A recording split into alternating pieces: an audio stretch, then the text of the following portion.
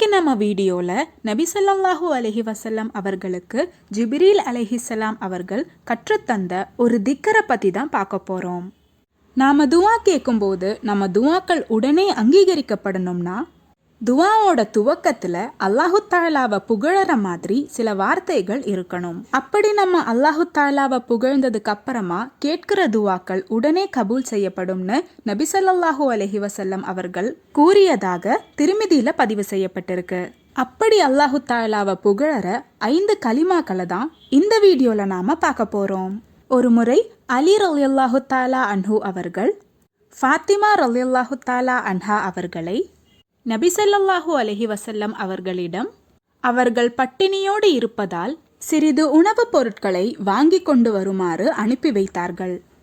ஃபாத்திமா ரலியல்லாஹு தாலா அன்ஹா அவர்கள் நபி ஸல்லல்லாஹு அலைஹி வஸல்லம் அவர்களிடம் இது கேட்கவே நபி ஸல்லல்லாஹு அலைஹி வஸல்லம் அவர்கள் வருத்தத்தோடு கடந்த 30 நாட்களாகவே உணவு சமைப்பதற்கு வேண்டி எங்கள் வீட்டில் அடுப்பு எரியவில்லை என்று கூறி ஃபாத்திமா ரலியல்லாஹு தாலா அன்ஹா அவர்களிடம் உங்கள் பிரச்சனையை தீர்க்க ஒரு ஆட்டை அனுப்பி வைக்கவா அல்லது ஜிப்ரீல் அலைஹிஸ்ஸலாம் அவர்கள் எனக்கு கற்றுத்தந்த 5 கலிமாக்களை கற்றுத்தரவா என்று கேட்டார்கள்.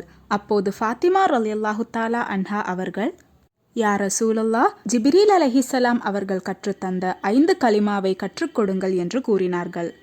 அப்போது நபி ஸல்லல்லாஹு அலைஹி வஸல்லம் அவர்கள் இந்த கலிமாவை ஃபாத்திமா ரலியல்லாஹு தாலா அன்ஹா அவர்களுக்கு கற்றுக் கொடுத்தார்கள்.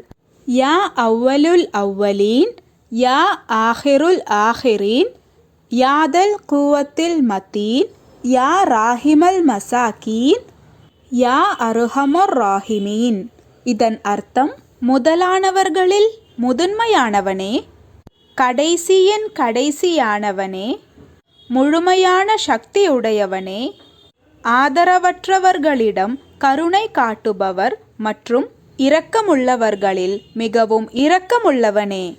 இந்த 5 கலிமாக்களை ஓதி நம்ம துவா கேட்கும்போது அல்லாஹு தாலா ரொம்பவே சந்தோஷப்படுறான். இந்த நேரத்தில் நம்ம துவா கேட்கும்போது நம்மளோட துவா அனைத்தையுமே அல்லாஹு தாலா உடனே பூர்த்தீகரிப்பான். இன்ஷா அல்லாஹ் இந்த 5 கலிமாக்களையும் மனப்பாடம் செய்து நம்ம ஒவ்வொரு துவாவுக்கு முன்னாடியும் ஓத கட்டாயமாக முயற்சி செய்யணும். அல்லாஹு தாலா அதுக்கு தௌஃபீக் செய்வானாக. ஆமீன்.